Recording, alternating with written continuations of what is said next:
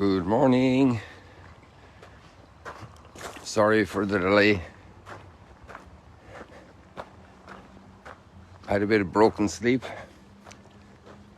the first hours of the night, and then, thanks be to God, I slept and didn't wake until 7:15.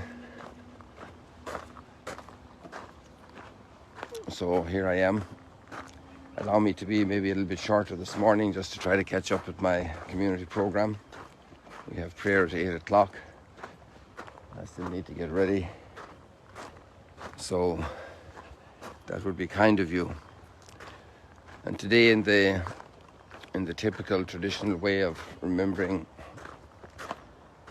the infancy narratives in the gospel through the Christmas season, today we remember the holy innocents, those children killed by a brutal tyrant whose competitive spirit is gone haywire. His ego feels so threatened. And once again we have Cain emerging in humanity to take out somebody who might threaten him in one way or another. And there's actually no threat, but that's the way broken humanity perceives goodness.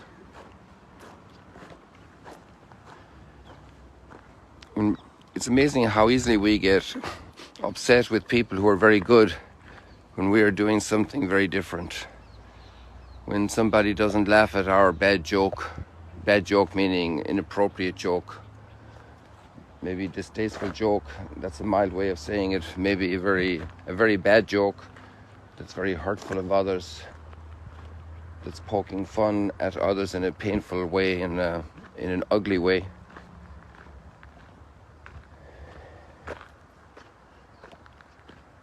And we don't like that, and that's just let's say, a more contained form of aggression. But then it's amazing how evil hates any opposition.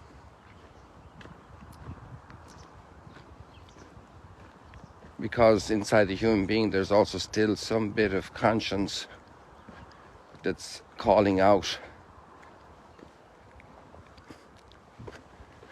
And this first reading of John's Gospel again, which is actually continuity exactly where we were yesterday in the first reading, the first letter of John, is a penciling of light and darkness.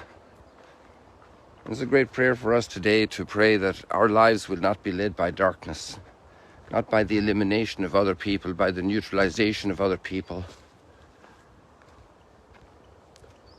We obviously have to have our own spaces, our own safe distance and so forth when things aren't nice. But to be able to come to meet the other. There's a wonderful line in spirituality which is good for the domestic case, for the kitchen and the workplace and the playground, just as it is for international. When you don't find love, sow love, and you will find love.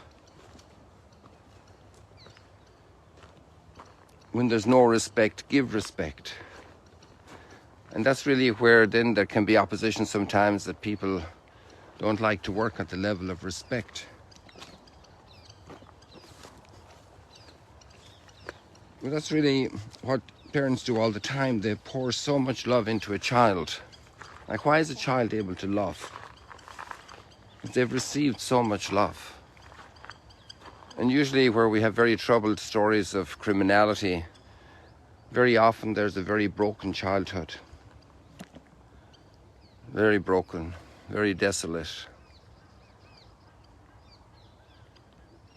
And there we need a lot of repair of the family.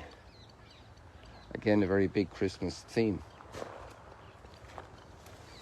The capacity to build family. So many thoughts we could continue to develop here. A very positive thought is that God's plans go forward.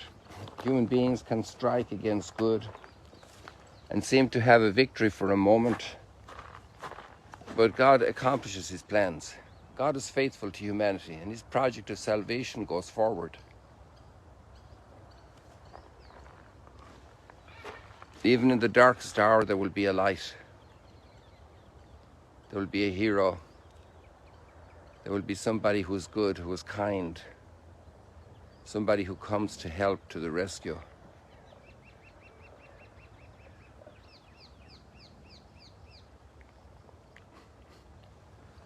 We need every one of us to do that, to sow goodness, to sow understanding, to sow kindness, to sow patience,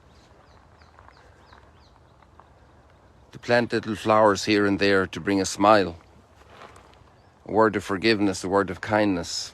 Our society is very grim and rough, and this Christmas story shows how the greatest work of salvation in progress is encountered by that horrendous opposition.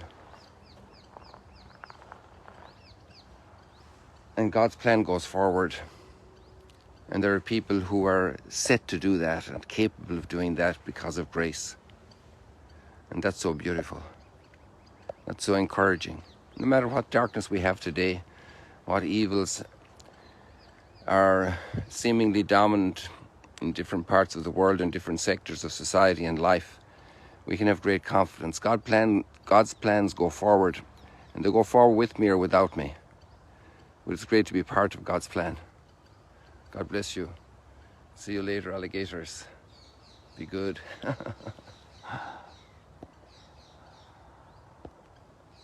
Thanks for all the sharing that you do of these stories in the morning.